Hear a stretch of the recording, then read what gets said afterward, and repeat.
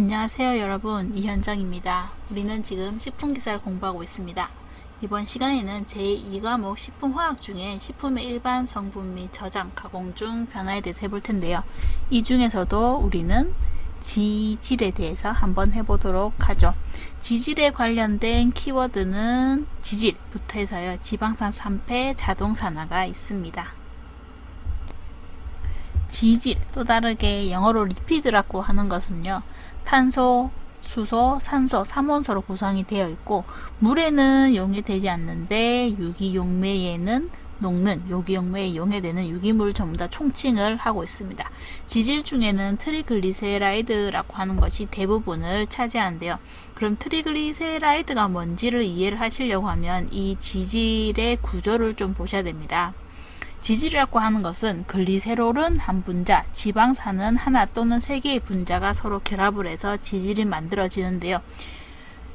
지금 여기 나오는 이 부분이 전부 다 지방산이라고 보시면 됩니다. 그래서 지방산이 하나가 붙어 있으면 모노글리세라이드, 두 개가 붙어 있으면 디글리세라이드, 세 개가 붙어 있으면 트리글리세라이드라고 하고요. 우리가 얘기를 하는 지질이라고 하는 것은 이 트리글리세라이드가 대부분을 이룬다는 것이죠. 지질을 분류를 해보면요. 급원에 따라서 식품 중에 어디에서 오는가에 따라서 구분을 하게 되는데요.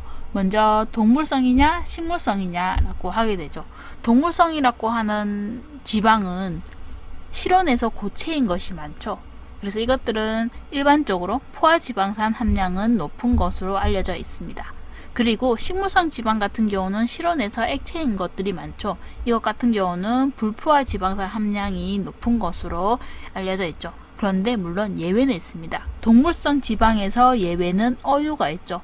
어유 같은 경우는 실온에서 액체인데 왜냐하면 안에 닭과 불포화 지방산 함량이 많아서 그렇다고 얘기를 하고요.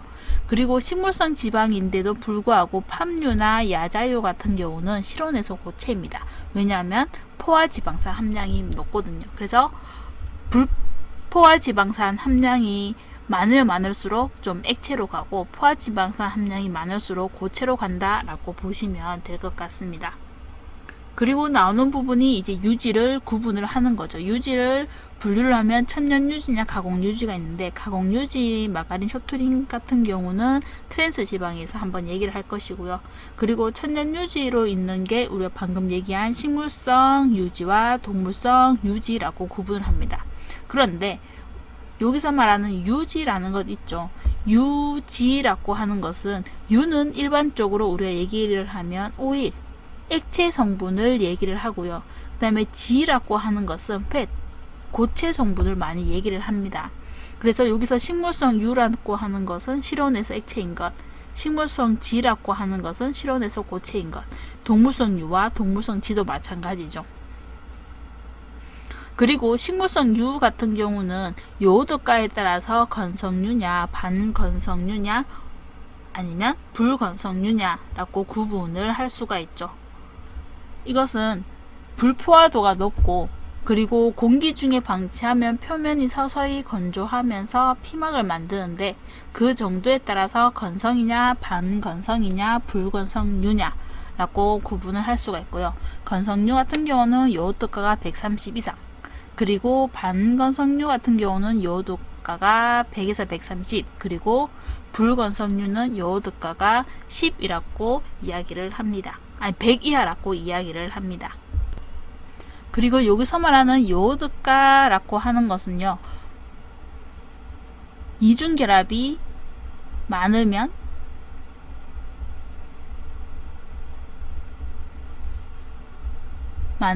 요오드가도 높은 것이거든요.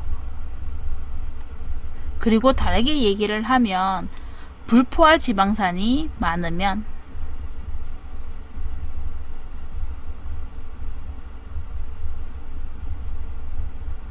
요오드가가 높다라고 얘기를 합니다.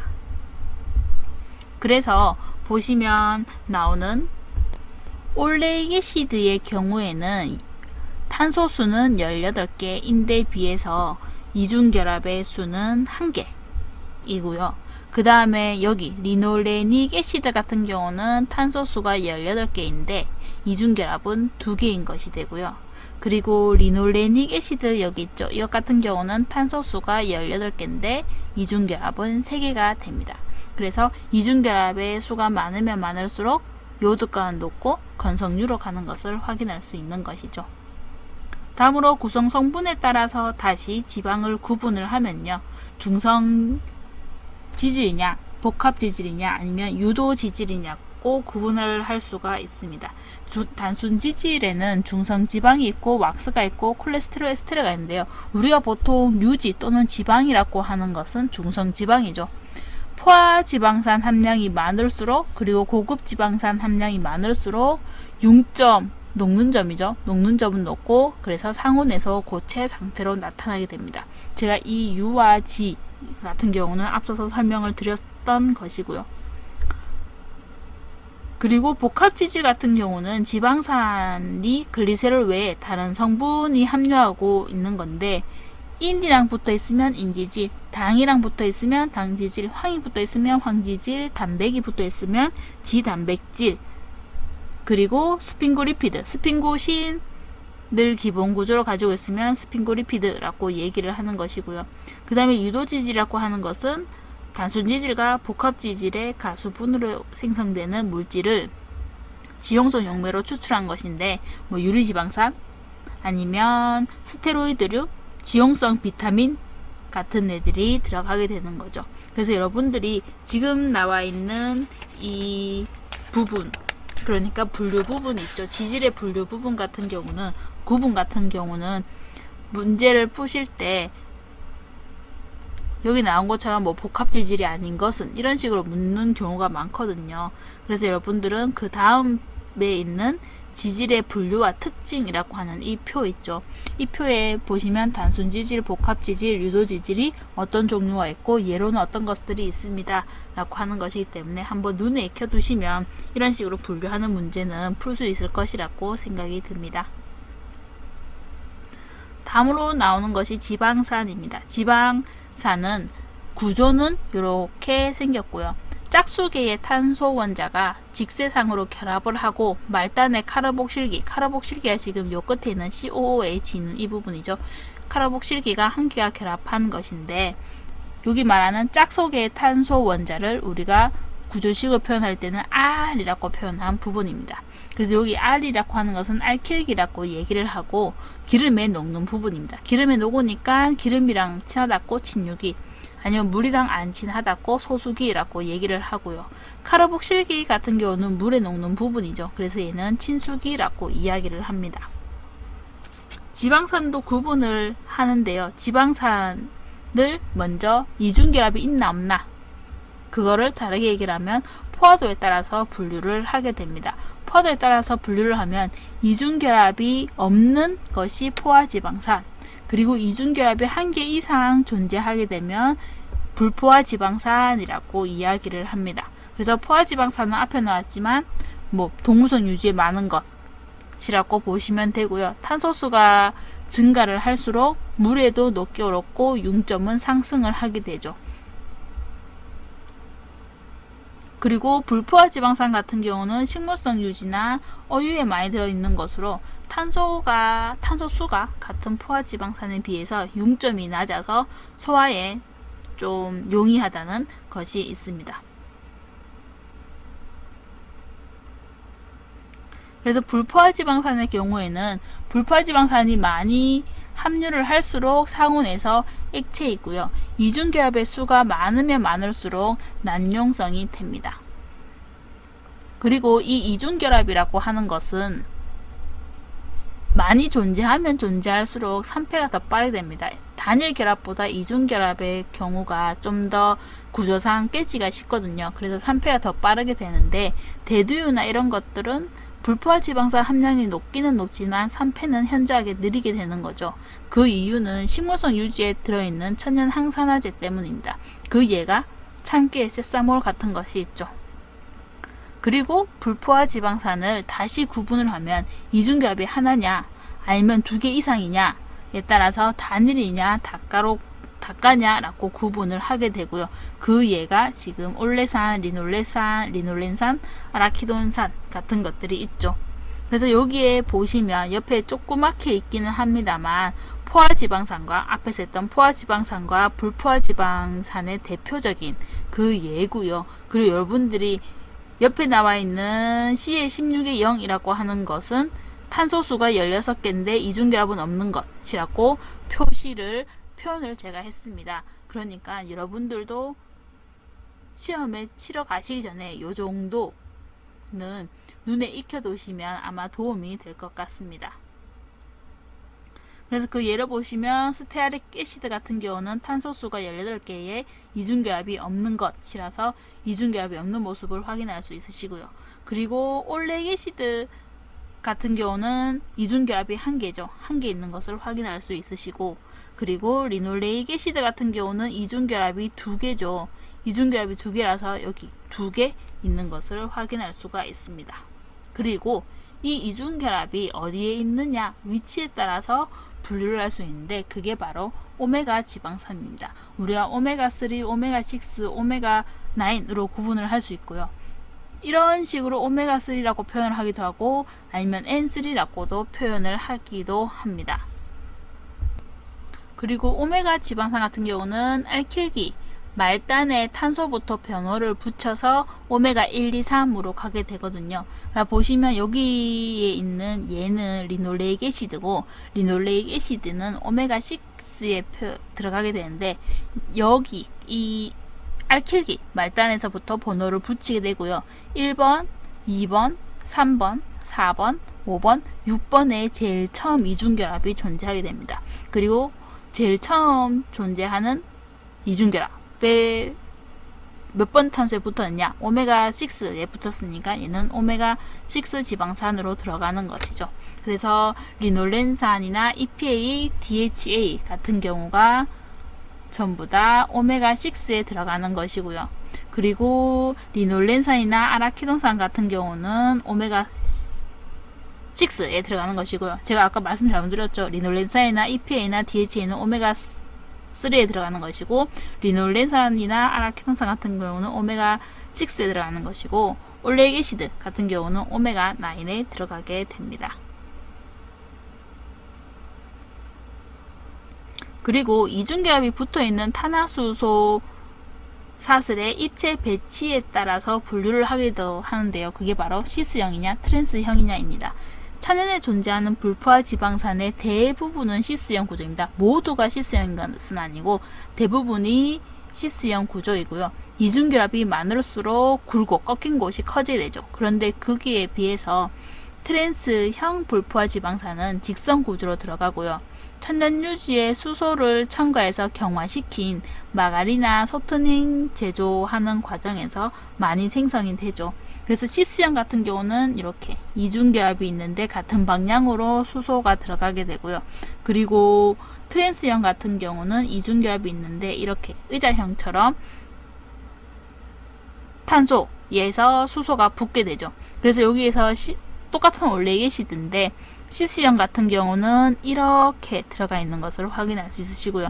그리고 트랜스 같은 경우는 여기 이중결합입니다. 이중결합에서 서로 꺾이게 들어가 있는 것을 확인할 수 있습니다.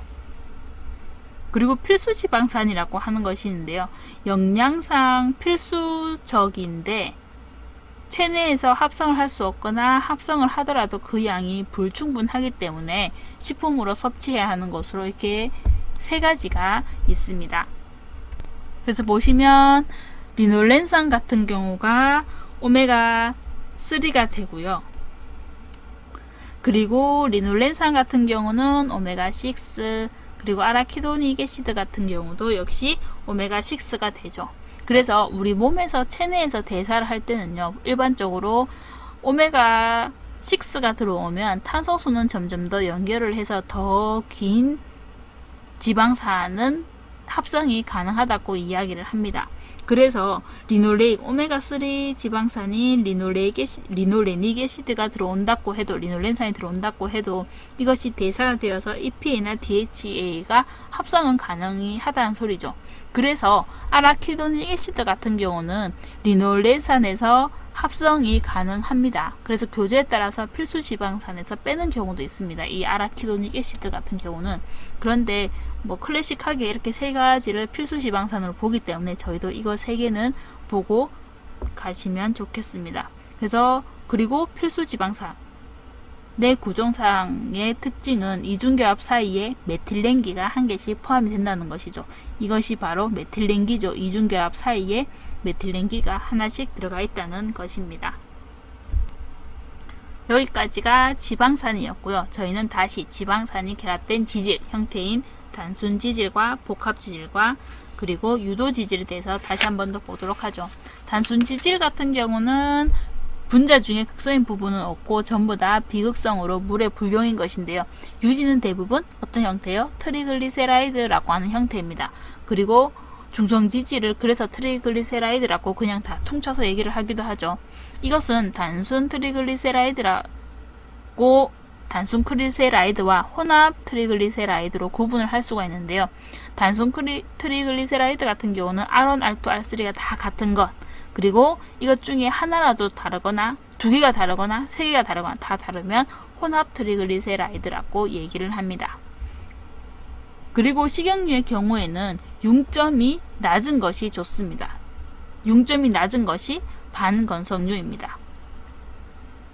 그래서 밑에 보시면 포화지방산 같은 경우는 포화지방산 함량이 높을수록 고체지방이 많을수록 융점은 높게 되고요.